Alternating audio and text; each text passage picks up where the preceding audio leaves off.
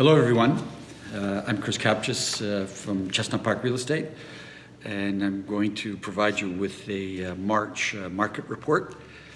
Probably the most bizarre report I've ever done for reasons that you'll see. Before I get into it, I just want to ensure and wish everyone health and to be safe under the circumstances that we find ourselves in. Practice everything that the ministry authorities are telling us to do. Our social distancing, stay home, no large gatherings. The sooner we adhere to all of that, the sooner we'll be out of this crisis and perhaps get back to some normal existence again. But all of that stuff, interestingly enough, has also had an impact on the market.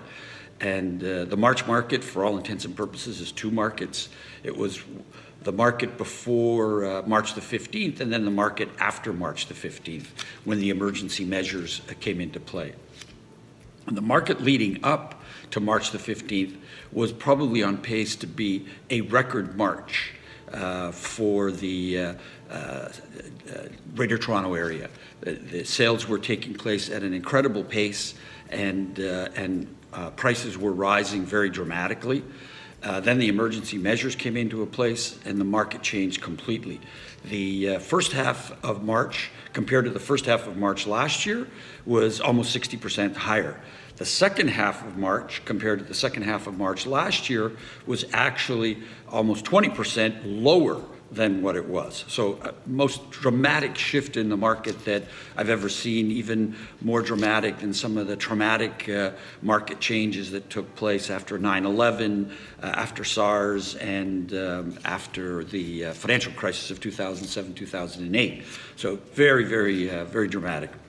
The irony is that throughout that, average sale prices stayed very strong. They were incredibly strong during the first half of March. In fact, strong to the point that they were going to break records, and it was conceivable that the Greater Toronto area would actually have an average sale price of over $1 million. Certainly we would have it in the City of Toronto, because even as it was, the average sale price in the City of Toronto came in at almost $990,000 for the month of March, notwithstanding those two demarcations, the first half and the second half of March. The overall for the Greater Toronto area, the GTA, came in at $902,000, which is not a record, but it was pretty close to the record of $920,000 that was achieved in April of 2017.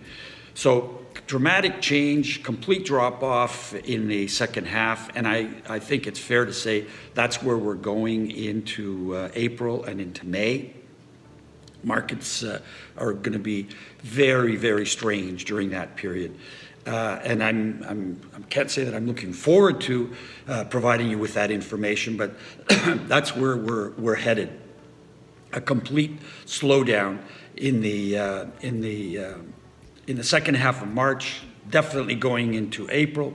And of course, we're being encouraged by ministries on the real estate side to limit in-person showings, not to have a lot of contact, to follow the ministry guidelines. So obviously that's going to have an impact. A lot of activity is on the virtual side.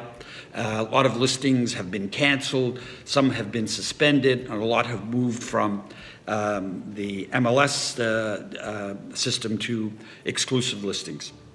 So that's where the market is right now. That's where it's going. In the interim, until next month when we do this report, I want you all to stay safe. Please follow the health authorities' guidelines. Stay home. Social distance when you're out for only those special needs, grocery store, pharmacy, a walk, that sort of stuff.